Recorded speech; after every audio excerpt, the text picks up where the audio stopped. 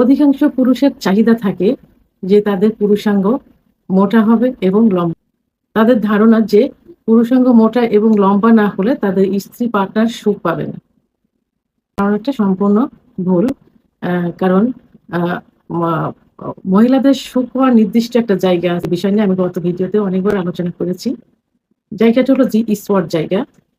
সেটা মহিলাদের জন্য যারা বেটে মেয়ে থাকে তাদের 1.5 থেকে 2 ইঞ্চির মধ্যে সীমাবদ্ধ থাকে, আর লম্বা মেয়েদের জন্য 2.5 ইঞ্চির মধ্যে সীমাবদ্ধ থাকে।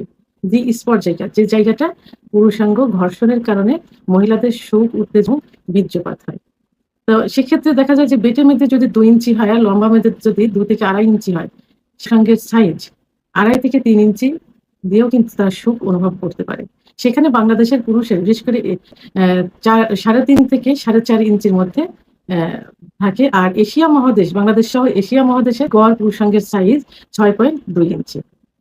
তো তারপরেও এখন পুরুষের চাহিদা যে মোটা করতে হবে, বড় করতে হবে, কিন্তু আল্লাহ তাআলা যেভাবে সৃষ্টি করেছেন তার বাইরে কিন্তু কিছুই করা কখনোই সম্ভব না। জীবনের শুরুতে পুরুষের পুরুষাঙ্গ যে অবস্থায় থাকে, সেটা যদি পরবর্তীতে সে একই অবস্থায় থাকে, চিকিৎসার মাধ্যমে, কোনো সার্জারির মাধ্যমে সেটা বড় এবং মোটা করা সম্ভব না। তবে হ্যাঁ, যদি পুরুষ যে অবস্থা ছিল যৌবনের শুরুতে, কিন্তু বিভিন্ন কারণে অতিরিক্ত হস্তমৈথুন, ইসলামের দৃষ্টিতে নিষিদ্ধ, তারপরেও অতিরিক্ত হস্তমৈথুন, অতিরিক্ত বিছানায় ঘর্ষণ, অতিরিক্ত স্বপ্নদোষ, অনুমিলনের কারণে বিশেষ করে পুরুষের যে হরমোন থাকে, সেক্স হরমোন, টেস্টোস্টেরন হরমোন কমে যাওয়ার কারণে খর্বতা আসতে পারে। অর্থাৎ পুরুষাঙ্গ আস্তে আস্তে ছোট হয়ে যায়, নিস্তেজ হয়ে যায়, চিকন হয়ে যায়। যে কোনো কারণে যদি আঘাত লেগে থাকে হতে পারে, কারণ পুরুষের যখন যৌন উত্তেজনা আসে তখন টোটাল বডিতে ব্লাড সার্কুলেশন হয়। বিশেষ করে হার্টের থেকে লিঙ্গের ভিতর ব্লাড সার্কুলেশন বেশি হয়। তখন লিঙ্গ কি হয়, লোহার মতো শক্ত হয়ে দাঁড়িয়ে যায়। আবার সেক্স হরমোন যদি সঠিক পরিমাণ থাকে, তাহলে একজন পুরুষ রাত্রে 5 ঘন্টা ঘুমলে ভোর রাত্রে 15% হরমোন বেড়ে যায়, তখন লিঙ্গ লোহার মতো শক্ত হয়ে দাঁড়িয়ে যায়, লম্বা হয়, মোটা হয়। কিন্তু বিভিন্ন অত্যাচারের কারণে যদি এর ব্যাঘাত ঘটে, অর্থাৎ পুরুষের পুরুষাঙ্গ বড় হয় 14 থেকে 18 বছর বয়স পর্যন্ত এবং মোটা হয় 18 থেকে 25 বছর বয়স পর্যন্ত, এর মধ্যে যৌন অত্যাচারটা বেশি হয়ে থাকে। এর উপরে টর্চারিং, পর্নোগ্রাফি দেখে হস্তমৈথুন, বিছানায় ঘর্ষণ, অতিরিক্ত স্বপ্নদোষ, অতিরিক্ত যৌন মিলন ইত্যাদি হয়ে থাকে, যে কারণে পুরুষাঙ্গ ছোট হয়ে যায়, মনে হয় যে ভিতরে একদম ঢুকে যাচ্ছে এবং চিকন হয়ে যায়। এই অভিযোগ 30-25-এর পরে যে বেশি হয় এই অভিযোগটা। এখন অল্প বয়সে তারাও এই অভিযোগ দিয়ে থাকে, কিন্তু 30-এর পরে 40, 45, 50 বছর তারপরে যে অভিযোগটা থাকে, তো সেক্ষেত্রে কি করতে হবে? তো সেক্ষেত্রে যে কারণগুলো বললাম সেই কারণগুলো বন্ধ রাখতে হবে।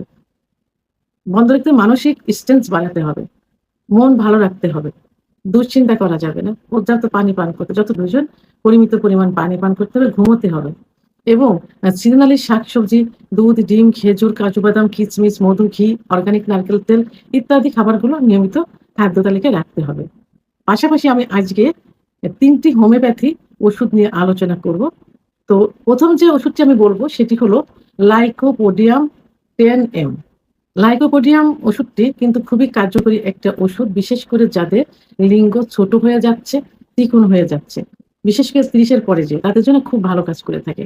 এই ওষুধটি মাত্র 3 দিন সেবন করতে হবে। 2 ফোঁটা জিহ্বার উপর সকালে খাবারের আধা ঘন্টা আগে সেবন করতে হবে, পরপর 3 দিন।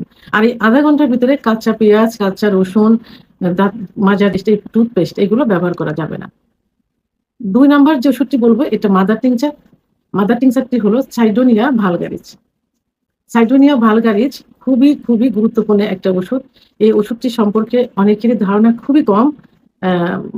অনেক দোকানে গেলে কিন্তু এটাকে চেনেই না অনেকে। তো সাইডোনিয়া ভালগারিসের আগে আমি দেখিয়েছিলাম, এটা কিন্তু নারিকেলের তেলের মতো। নারিকেলের তেল যখন হালকা একটু জমা জমা ভাব হয়, সাইডোনিয়া ভালগারিসটা ঠিক সেরকম জমা জমা ভাব থাকে। এটা পাকিস্তানি হয় এবং ইন্ডিয়ান হয়। পাকিস্তানিটা খুব ভালো কাজ করে থাকে। এই জন্য কেনার সময় অনেকে বলে থাকে জার্মানি। সাইডোনিয়া ভালগারিস জার্মানি হয় না। কেনার সময় বিশ্বস্ত দোকান থেকে ছোটখাটো কোনো দোকানে এটা পাওয়া যাবে না, রিয়ার বড় 2-1টা দোকানে পাওয়া যায়।